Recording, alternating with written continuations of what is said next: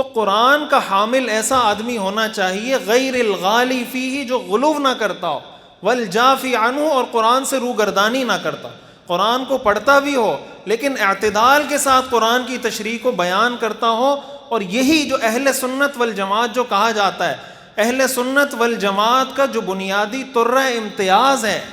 جو خصوصیت ہے، وہ یہی ہے کہ وہ قرآن میں نہ غلو کرتے ہیں نہ قرآن کو چھوڑتے ہیں، دین کے معاملے میں نہ غلو کرتے ہیں نہ دین کے معاملے کو پسے پوش ڈالتے ہیں کہ چھوڑو یار، کاروبار میں دین کو کیا کرنا ہے، سیاست میں دین کو کیا کرنا ہے، ایسا نہیں کرتے.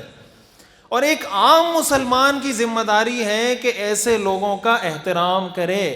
ان کا اکرام کرے، ان کو سپورٹ کرے، جو کچھ وہ کر سکتا ہے ان کی سپورٹ کے لیے، وہ چاہے مدرسے کی صورت میں ہے، وہ کسی امام صاحب کی صورت میں ہے، وہ کسی قاری صاحب کی صورت میں ہے، کسی دینی خدمت دینی کام کی صورت میں ہے. ایک عام آدمی کی ذمہ داری ہے کہ اس کام کو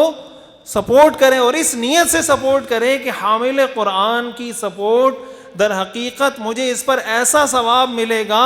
جیسے آدمی اللہ کے احترام پر انسان کو ثواب ملتا ہے. تو یہ جو حافظ بنتے ہیں بچے،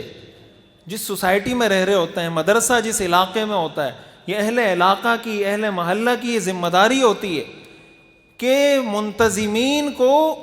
اس کے مالی وسائل سے، دیگر چیزوں سے ان کو بیغم کریں کہ بھائی آپ نے ایک محاذ سنبھالا ہے، دوسرا محاذ ہم سنبھال لیتے ہیں، آپ بچوں کو پڑھائیں، ان کے جو وسائل ہیں ان کے لیے ہم بندوبست کریں گے. اور پھر اساتذہ اور منتظمین کی یہ ذمہ داری اور یہ فرض ہے کہ وہ بچوں کی صحیح اسلامی خطوط پر تربیت بھی کریں. مدرسے کا کام صرف قرآن پڑھنا پڑھانا نہیں ہوتا، مدرسے کا بنیادی کام تربیت کرنا ہوتا ہے. آج ہمارے ہاں بنیادی فقدان اس چیز کا بھی ہے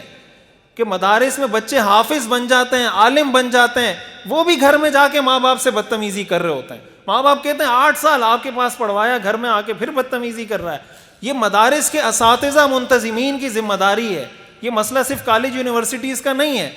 اوروں پر الزام دھر کے اپنے آپ کو مبرہ کرنا یہ کوئی اچھا طریقہ نہیں. اپنی غلطیوں کا اعتراف کر کے اس کو ٹھیک کرنا یہ ایک عقل مند آدمی کی نشانی ہوتی ہے، اپنی غلطیوں سے سیکھنا. تو اساتذہ کو، مدارس کو، منتظمین کو تعلیم کے ساتھ ساتھ بچوں کی تربیت اور اخلاق پر بھی خصوصی توجہ دینی چاہیے.